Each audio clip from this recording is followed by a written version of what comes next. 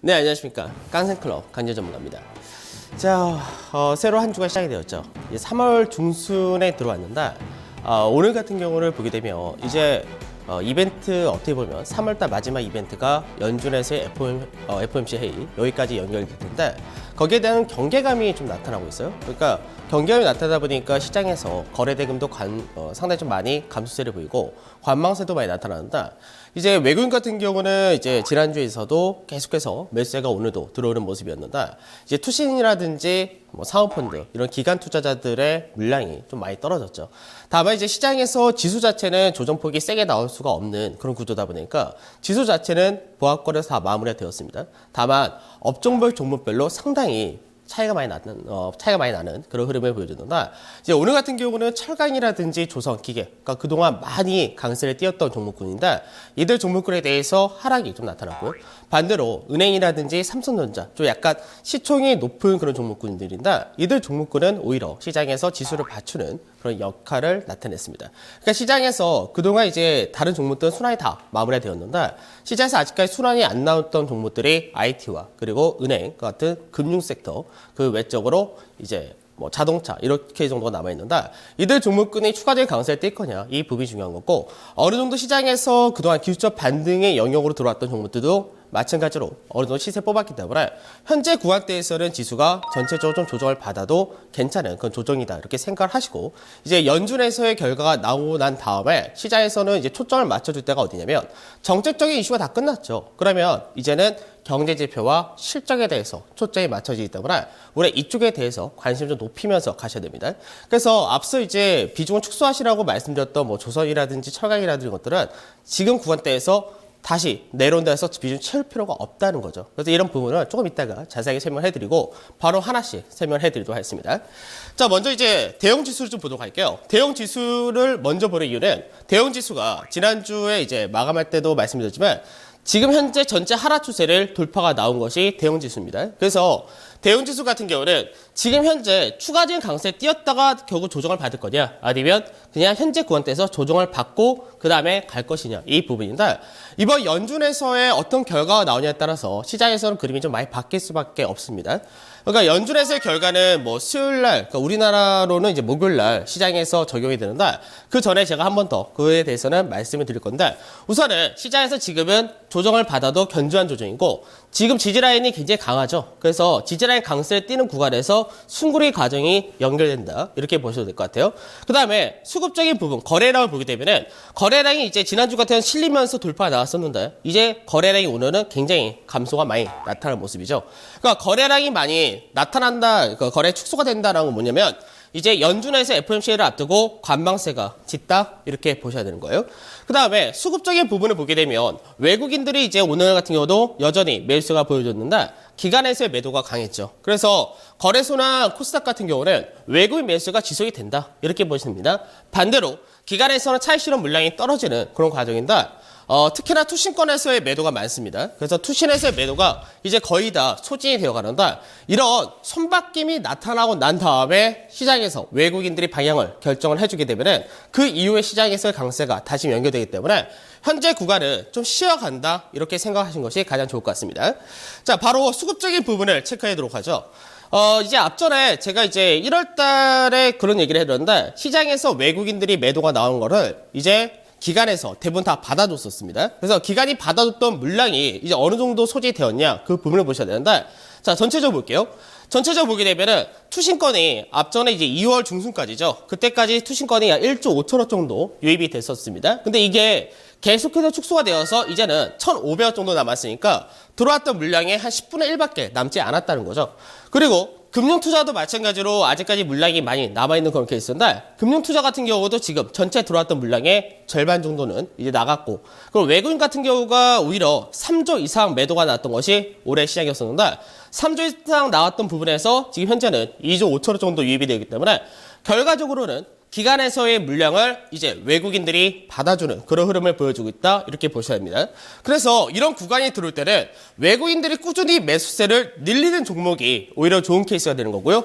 기관에서 그동안 좀 끌고 왔었던 그런 종목들 같은 경우는 오히려 시장에서 차익 실현의 욕구가 강하게 연결되는 그런 구간이기 때문에 오히려 그런 종목들은 좀 쉬거나 추가적인 조정을 받을 가능성이 높다. 이렇게 보셔야 되겠죠. 자, 그 다음에 해외 증시를 좀 보도록 할게요. 해외 증시에서 미 다우지수를 먼저 보도록 하겠습니다. 이제 지난주 금요일 날 미 증시라든지 유럽 증시가 22 통화 정책 회의에 대한 다시 재해석이 들어가면서 시장 자체가 강하게 움직였었죠. 그래서 이 12서 드라기 총재가 부양책 발표한 부분은 굉장히 잘 나왔다 이렇게 말씀드렸는데, 근데 이제 추가적인 강세를 그대로 이어갈 거냐, 그 부분이 역시 중요합니다.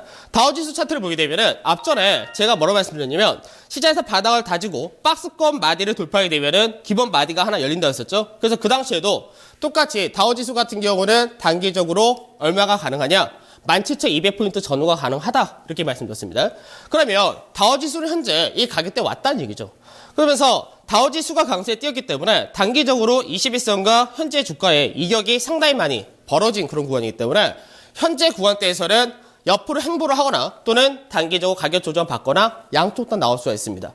물론 추가적으로 강세를 띄어서 마디 하나 더 뽑을 수가 있는데, 마디 하나 더 뽑게 된다면은 작년 12월 달 고점 자리 때까지도 넘어갈 수 있겠죠. 다만 이 자리대를 넘어가려면은 시장에서 FOMC에서 어떤 결과가 나와서 추가적으로 시장에서 강한 모멘텀을 받아줄 것이냐, 이 부분이 연결될 수 있기 때문에 현재까지는 지금은 우선은 다우지수를 비롯해서 이런 해외 증시도 조금은 승고리가 나타날 가능성이 높다 이렇게 보셔야 될 것 같아요. 그 다음에 중국 증시도 마찬가지로 봐야 되는데, 중국 같은 경우가 지난주 양해가 끝났습니다. 그러니까 중국에서 양해가 이제 나타난 동안에 시장에서는 중국에서 이런 정책을 필 것이다, GDP 성장률 얼마 할 것이다 다 나왔죠. 그러면 이제는 정책적인 이슈는 다 나온 겁니다. 그럼 이제는 중요한 게 뭐예요? 이슈가 다 나왔으니까 그 정책이 실제로 이루어지느냐, 이 부분이 됩니다. 그러니까 정책적인 부분은 말 그대로 시장에서 기대를 준 거죠. 기대를 줬는데 이 기대치가 이제는 경제가 정말 좋아진 쪽으로 가냐, 기업들의 실적이 좋아진 쪽으로 가냐, 이쪽으로 연결되는 거죠. 그래서 정책 기대로 움직였던 종목들 같은 경우는 시장에서 이제 쉬어야 되는 그런 과정이 들어오는 겁니다.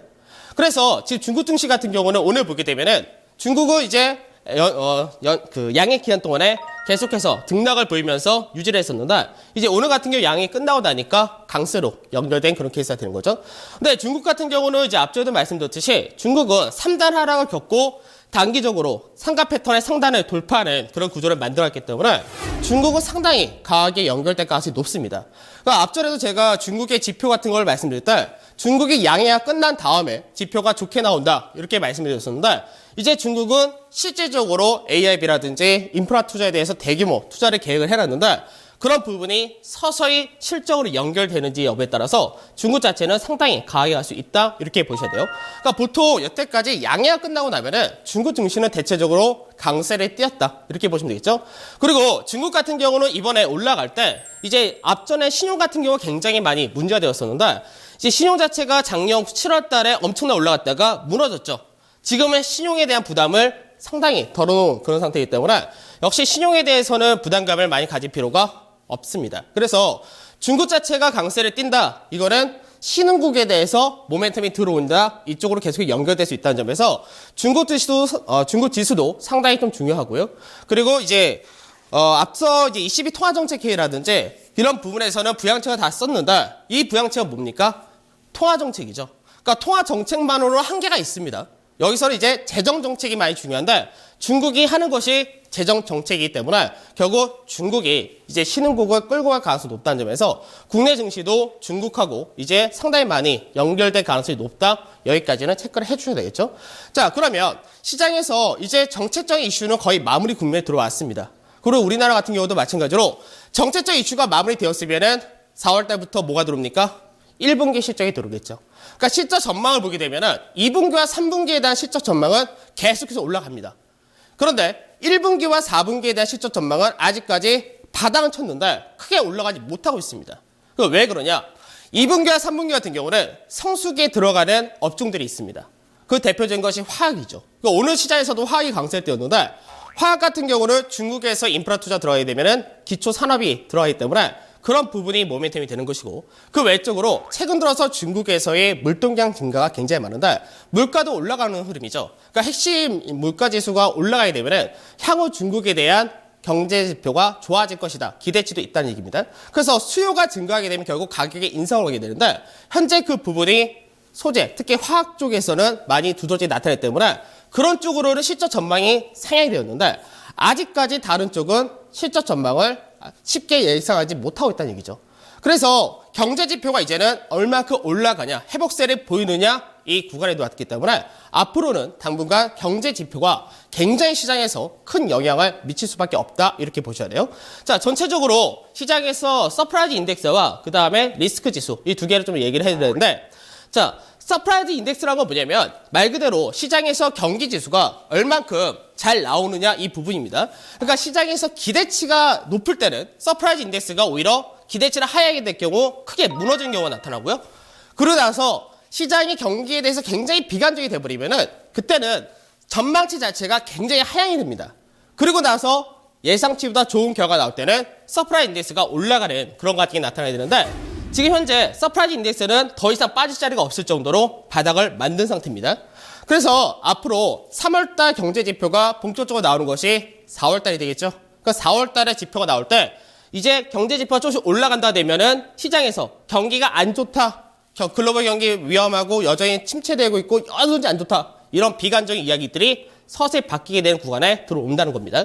그래서 경제지표 인덱스가 굉장히 중요한 거고 그 다음에 리스크 지수. 그러니까 리스크 지수 같은 경우는 말 그대로 시장 리스크를 이야기합니다. 근데 이 시장 리스크는 앞전에 시장에서 2월 달에 굉장히 가파르게 올라갔었죠. 그러니까 리스크가 높아지게 되면은 신흥 시장이라든지 위험 자산 이런 쪽에 대한 비중을 축소할 수밖에 없고 그리고 안전 자산이라고 하는 채권이라든지 이런 쪽으로 갈 수밖에 없는데 지금 현재 서프라이즈 인덱스 리스크 지수가 올라갈 때만큼 올라갔죠. 이 수치가 언제입니까? 작년 9월 달. 작년에 이제 미증시라든지 이제 유럽이라든지 크게 빠질 때 그때 위치까지 왔고 이제는 이 가격대에서 떨어진 쪽으로 나타날 겁니다. 왜? ECB 통화정책회의에서 우려감을 완화시켜줬기 때문에. 그래서 실질적으로 유럽에 관련된 은행주라든지 이쪽에 대해서 흐름을 보게 되면은 앞전에 이제 유럽에서 이런 얘기 많이 나왔었죠. 유럽에서 마이너스 금리한다. 일본에서 마이너스 금리한다. 그로 인해서 유럽 은행들이 문제가 된다. 이런 식의 얘기가 굉장히 많이 나왔습니다. 그러니까 순이자 마진 자체가 축소가 되었다라는 부분도 있었고 뭐 코코분들한테 여러 가지 있었는데 제가 이거 별로 의미가 없다고 그랬어요. 왜냐하면 시장에서 이미 안 좋은 거를 반영을 다 해놓은 상태이기 때문에 더 이상 나빠질 게 없는 상태에서 이번에 ECB에서 LTRO 한 부분이 LTRO 자체가 굉장히 낮은 이자로 인해서 은행들이 유동성이라든지 이런 거를 해소할 수 있는 그런 공간을 만들어줬기 때문에 그로 인해서 이제 유럽에 대한 은행들도 마찬가지로 우려감이 완화된 그런 케이스가 되는 겁니다. 그래서 실질적으로 가장 문제가 많다라고 했던 은행 중에 대표적인 것이 독일의 도이체방크였었는데 도이체방크의 CDS 프리미엄이 어떻게 됐습니까? 굉장히 큰 폭으로 급락이 떨어진 거죠. 그러니까 앞전에 이런 CDS 프리미엄이 굉장히 많이 올라갔었기 때문에 시장이 위험하다 이런 얘기가 나왔던 건데 경기가 좋을 때는 이런 것들이 나오면은 시장에서 굉장히 크게 빠뜨립니다. 근데 경기가 안 좋을 때는 더 이상 나쁘게 만들 수는 없죠. 왜? 전 세계 자체가 동조화를 나타내기 때문에 경기가 안 좋은 상태에서 부양책까지 안 좋게 나오면은 그때는 손쓸 수가 없게 되는 거죠. 그렇기 때문에 오히려 이런 CDS 프리미엄도 높아졌던 것이 고점 만들고 지금은 안정적인 구간에 들어오기 때문에 더 이상 나쁠 것이 없다 이렇게 볼 수 있는 것이고요. 그 유가 역시도 마찬가지입니다. 신흥국 같은 경우는 유가가 굉장히 중요하죠. 사실 우리나라 같은 경우는 유가가 올라간다 해서 기업들의 실적이 좋아진다 이런 거 없습니다. 앞전에 유가가 빠질 때 제일 문제됐던 거는 뭐였죠? 사우디 같은 중동 국가들이 국내 증시에서 주식을 팔기 때문에 그게 안 좋았다는 것인데 오히려 지금은 유가가 올라가니까 어떻게 됩니까? 우리나라를 제외한 이제 아시아를 제외한 산유국들, 중동이라든지 이런 남미, 브라질이라든지 이런 국가들 이런 쪽에 오히려 안정성을 띠는 거죠. 그러니까 신흥국 자체도 이제는 안정성이 나타난다는 거죠. 그러니까 선진국에서 가장 문제되던 유럽 같은 경우 은행권에서 문제는 없어진 쪽하고 유가가 올라가면서 안정권에 들어오니까 이제 신흥국에 대해서 위험 자산의 선호도가 높아지는 그런 과정이 되는 겁니다. 그래서 이런 부분이 실질적으로는 국내 증시에 대해서 외국인의 매수세가 유입되는 그런 과정으로 연결되는 것이고 신흥국 자체 전체적으로도 외국인들의 매수가 이어지는 그런 과정이 된다라고 보시면 돼요. 자, 그래서 실질적으로 국내 증시 같은 경우는 이제 외국인들이 아주 단기간에 2조 5천억이라는 자금이 들어왔는데 앞으로도 얼만큼 더 들어올 수 있냐, 이 부분이 중요하겠죠. 제가 앞전에 그런 얘기를 해드립니다. 외국인들 팔 만큼 다 팔면은 그 다음에는 들어올 수밖에 없습니다. 그 들어올 때는 최소 팔은 규모의 절반 정도 가까이 유입이 된다, 이렇게 말씀드렸죠. 그래서 외국인들은 앞으로 들어올 수 있는 자금은 굉장히 크다라고 생각하셔야 되고, 그리고 유럽에서 추가적으로 양적 완화 규모를 확대한 부분과 그리고 TLTRO 같은 이런 정책을 쓰기 때문에 이 역시도 신흥국의 자금의 유입이 더 강해진다, 이렇게 보시면 될 것 같아요. 그래서 실질적으로 이제 여태까지 국내 증시로 외국인의 매매 동향을 체크해 보게 되면은, 이 화면은 조금 이따 봐드리고 먼저 수급부터 받을게요. 자, 수급을 보게 되면은 시장에서 우선 외국인 같은 경우가 국내 증시에서 어떤 식으로 매매를 했냐, 이 부분을 보면 되는데, 앞전에 이제 2006년, 2007년도까지는 시장에서 중국을 중심으로 해서 인프라 투자가 굉장히 활성화됐던 그런 시기였던 거죠. 그래서 그 당시에는 외국인 매수가 굉장히 많았습니다. 그랬던 것이 이제 2008년도 금융위기 때 어마어마하게 출하됐던 거죠. 이 당시에 거의 70조가 출하되었으니까 정말 많이 출하가 되었다, 이렇게 보시면 되는데, 그리고 나서 이제 양적 완화라든지 이런 부분을 할 때 어느 정도 매수가 유입되어서 예전에 시장에서 매수가 유입됐던 자리대 정도까지 맞춰준 것이 2013년 초반, 중반 이때까지 맞춰진 거고, 그리고 나서 시장에서 작년 중반까지가 상당히 많이 자금이 들어왔던 겁니다. 근데 자금이 들어왔다가 이번에 다시 유출되면서 어떻게 됐어요? 아주 대규모 나갔죠. 중동, 사우디 쪽에서 나간 자금 6조를 뺀다 하더라도 거의 12조 정도가 나갔는데 현재 12조 정도 나왔다가 2조 5천이 들어온 거예요. 그러면 앞으로 얘들이 전체 매도한 물량 한 10조를 계산을 하고 추가적으로 들어올 수 있는 물량은 어느 정도 되냐? 최소 4조에서 5조가 가능하다고 보시면 됩니다. 그래서 외국인 같은 경우는 앞전에도 말씀드렸듯이 한 번 매수가 들어오면 한 3개월 정도는 연속적으로 들어올 가능성이 높다고 말씀드렸는데, 그런 과정이 계속 있기 때문에 지수 자체는 하락이 제한적이다, 이렇게 얘기를 하는 것이고, 투신이라든지 이런 쪽에서 펀드 판매는 손이 되고 나면은 다시금 유입 쪽으로 가기 때문에 결국 시장에서 수급적인 부분에서 하루하루 볼 필요 없고 전체적인 그림만 체크하시면은 시장 자체는 문제 없다, 이렇게 보셔도 될 것 같아요. 그 다음에 경제 지표적인 부분을 봐야 되는데, 아까 제가 말씀드렸죠. 이제는 시장에서 기대치가 끝났습니다. 정책적인 부분이 끝나면은 실적과 그리고 경제 지표가 굉장히 중요하다 말씀드렸는데, 최근 들어서 미국 같은 경우가 이제 이번 FOMC에서 금리를 동결하겠죠, 당연히.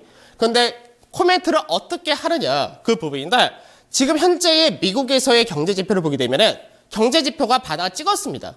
그 상태에서 물가 지수 역시도 올라가는 쪽으로 가기 때문에 이번에 연준에서 아마도 경계감을 좀 부과시킬 그런 가능성이 높은데, 뭐 그렇게 된다면은 6월달 이때가 금리 인상을 추가로 할 것이다, 이쪽으로 대부분이 잡힐 겁니다. 그래서 앞전에 제가 5월달까지는 괜찮습니다, 시장이 좋을 겁니다 라고 말씀드렸던 배경은 6월달 들어가게 되면은 브렉시트라든지 그리고 이런 추가 금리 인상에 대한 우려감이 시장에 나타날 수 있기 때문에 그 전까지는 상당히 좋다고 생각하시면 될 것 같아요. 자, 미국의 제조업 지수를 보게 되는데, 지금 보는 제조업 지수는 신규 주문 지수입니다. 그러니까 향후 경기가 좋아질 것이다 라고 생각을 하게 되면은 신규적인 주문을 많이 넣겠죠. 그래서 신규 주문 지수를 보게 되면 지금 현재 50이 기준선인데 50이라는 수치를 이제 넘어간 모습이 나타난 겁니다. 이게 작년 그리고 연초까지는 50 이하로 떨어졌고 방향 자체가 아래쪽 방향이었죠. 그러니까 경기에 대한 리스크가 있다, 경기 둔화에 대한 우려가 있다, 이런 식으로 해석이 된 것이었고, 지금은 올라가니까 어떻게 됩니까? 앞으로 경기는 좋아질 것이다, 이렇게 전망하는 겁니다. 그 상태에서 우리나라 수출도 마찬가지로 크게 급감하다가 이제 어떻게 됐어요? 급증을 한 그런 모습이 나타나는 거죠. 그러면 국내 수출이 왜 증가세를 보였냐? 미국에서 경기가 나쁘지 않다는 쪽이 되면서 새로운 소비가 늘어난다는 이야기고, 우리나라 같은 경우 원달러 환율이 굉장히 높은 편입니다. 아직까지. 오늘 많이 빠져서 1180원대에 냈다 하더라도 작년 같은 경우는 환율 자체가 1100원 선이었었죠. 그러니까 환율 대비 효과가 크기 때문에 그만큼 수출 물량도 다시금 증가가 된다는 거죠. 그러니까 국내 같은 경우는 수출 기업들이 어느 정도 향후 실적에 대한 기대치가 높아진다, 이렇게 연결이 되는 거예요. 그래서 삼성전자 같은 경우도 이제 지난주 한 수요일부터였죠. 연속해서 오늘까지 마디를 126만 7만까지 뽑아줬죠. 그러니까 삼성전자가 강세 뛰었던 배경도 그런 쪽에 있다, 이렇게 보셔야 됩니다. 자, 그 다음에 정책적인 기대로 인해서 간 종목들은 이제 뭘 확인해 줘야 되냐? 정책적인 부분이 잘 나왔으면은 이제는 뭐예요? 실적으로 연결되느냐? 이게 중요한 겁니다. 근데 제가 앞전에 왜 포스코 같은 철강에 대해서 비중 축소를 하시라고 강조를 해드렸는지 생각을 하셔야 돼요. 시장에서 철강주라든지 이런 쪽이 구조조정 수혜주다. 그렇기 때문에 포스코라든지 철강, 뭐 조선 이런 것들 주도주 된다. 말씀드렸던 것이 1월 달이었습니다. 그런데 그때 가격 대비해서 30% 40% 올라왔어요. 근데 지금 구간에서 더 갑니다. 이런 얘기 안 하죠. 왜? 부족하기 때문이었습니다. 구조조정이란 거는 단기간에 끝날 수가 없어요. 그래서 현재는 기대치로 올라간 건데 이 기대치가 실적으로 연결되는지를 시장을 확인하고 싶어 합니다. 그래서 현재 그런 구간에 왔기 때문에 강세가 제한될 수밖에 없는 것인데, 자, 이제 중국에서의 철강 가격과 그 다음에 중국 업체들의 가동률하고 보도록 할게요. 시장에서 중국이 구조조정 들어간다. 그러니까 우리나라를 비롯한 유럽이라든지 미국의 철강 회사들 전체적 동반 강세에 띄워줬습니다. 전제 조건이 뭐예요? 중국의 철강 회사들이 중소형주들이 부도가 날 것이다. 구조조정이 대상이 될 것이다. 이거였었죠. 그런데 결과는 어떻게 됐냐? 철강 가격이 급등을 합니다. 철강 관련된 가격도 급등하고 제품 가격도 급등이 나온 거죠. 그 급등이 나오니까 중국의 업체들이 앞전에 가동률이 굉장히 낮았던 부분이 높아지는 거죠. 이익을 보지 못하던 기업들이 이익을 보는 게 거의 20%밖에 안 되는데 이익을 보는 기업이 거의 60%까지 올라간 거예요. 그러면 철강 회사들은 이익이 나니까 어떻게 됩니까? 가동률을 높여야죠. 그러니까 지금 현재 어떻게 돼요? 가동률이 높아졌죠? 그래서 지금 가동률이 거의 60%에 육박을 하는 겁니다. 가동이 85%. 85%에 육박을 하고 전체 이익을 한 60% 기업이 본다는 거죠. 그러면 구조조정이 더뎌진다가 됩니다. 그러니까 구조조정이 더뎌진다. 이거는 국내 철강 회사들의 기대치보다 어떻게 되는 거예요? 낮아진다는 거죠. 빠르게 이제 재평가 받는 부분이 약해진다는 얘기입니다. 그러면 철강석 가격이라든지 철근 가격이 올라갔으니까 실적은 좋으냐? 이 부분이 되겠죠. 그러니까 실적이 좋냐 안 좋냐 언제 확인이 됩니까? 1분기 실적이 발표되는 4월 달에 확인이 되겠죠. 그래서 그때까지는 어떻게 된다? 시장에서 강하게 갈 수 있는 모멘텀이 제한이 된다는 이야기고 차익 실현 물량이 떨어진다. 이렇게 보는 겁니다. 자, 그럼 포스코 한번 보도록 할게요. 제가 포스코를 시장에서 얘기할 때 이러이러한 모멘텀 되고 재평가 들어갑니다. 그런데 시장에서 어떻게 됐다고 했어요? 조정 없이 가파르게 3단 상승 보였다고 했죠. 3단 상승 보였을 때 쫓아가면은 그때 제가 무슨 말씀 드렸습니까? 쫓아갔을 때 시장에서 조정이 세게 들어오면은 7%에서 10%는 가볍게 떨어집니다. 7%에서 10% 빠졌다 해서 이 종목이 나쁘다 얘기 못한다고 했었죠. 왜? 저점 대비해서 30% 40% 올라갔으면 10% 조정은 견조한 조정입니다. 다만 쫓아가면 어떻게 돼요? 고생하는 거예요. 자, 차트 한번 보도록 할게요. 차트를 보게 되면은 시장에서 포스코 같은 경우는 저점 대비해서 40%가 넘는 상승을 보이는 종목이죠. 그러면 앞전에 제가 무슨 말씀을 했냐?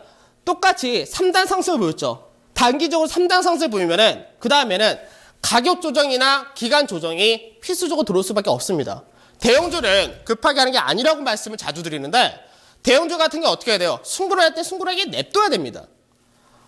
쉴 때는 쉬게 냅둬야 되는데 올라갔죠. 탄력이 약해졌죠. 약해진 상태에서 오늘 시장에서 중국의 업체들이 가동이 높아지네, 구조조정이 빠르게 나타날 가능성이 낮아지네. 이러니까 어떻게 돼요? 차익 실현 떨어지는 겁니다. 누가 중심으로? 기관이 중심으로. 투신이라든지 이쪽에서 그동안 많이 살았으니까 차익 실현 욕구도 강하다는 거죠. 그러면 지금 구간대에서 가격이 떨어져서 20만까지 떨어진다 하더라도 큰 조정이 아닙니다. 왜? 상승폭이 있으니까. 다만 쫓아서 사신 분들 어떻게 돼요? 10%라는 손실을 보게 되는 거죠. 그래서 현재는 포스코 같은 경우는 한 번 빠졌다가 기술적 반응 나온다 하더라도 한 번 더 빠져야 됩니다. 그래서 이 과정이 4월 달까지는 최소 4월 초까지 이어져야 되기 때문에 포스코 같은 경우는 지금 바꿔할 필요가 전혀 없고 비중을 축소하셨다면 비중을 다시 늘리거나 하실 필요도 없다. 이렇게 보셔야 돼요. 그래서 앞전에 제가 순환을 타실 때 뭐라 말씀했냐? 건설, 조선, 철강 이런 것도 거의 다 끝났다. 그러면 그 다음에 남는 것보다 조금씩 시세는 남았지만 그 다음에 남는 거는 IT, 자동차, 은행, 금융 이런 거라고 했었죠.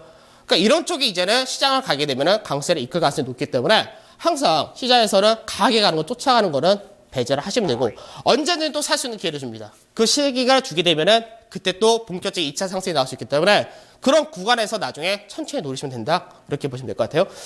자, 시간이 다 거의 다 됐는데 내일은 이제 FOMC에 대해서 우리가 준비를 좀 해야 되고 내일 중요한 것 중에 하나가 일본 통화정책 회의가 있죠. 일본 통화정책 회의는 추가적인 변화점이 없을 겁니다. 그렇기 때문에 그게 없기 때문에 일본의 엔화는 강세를 띌 것이고 일본의 엔화가 강세 띌 때는 선진 증시가 조정을 받는 경우가 많기 때문에 거기까지 우리가 염두를 해두고 차분하게 가시고 지금은 종목별로 약간은 기존에 강세 띄던 것들은 비중 축소하시고 새로운 종목들, 안 움직였던 종목들, 시세가 못 나온 종목들 이쪽으로 비중을 채우신 것이 좋다 이렇게 말씀드리도록 하겠습니다.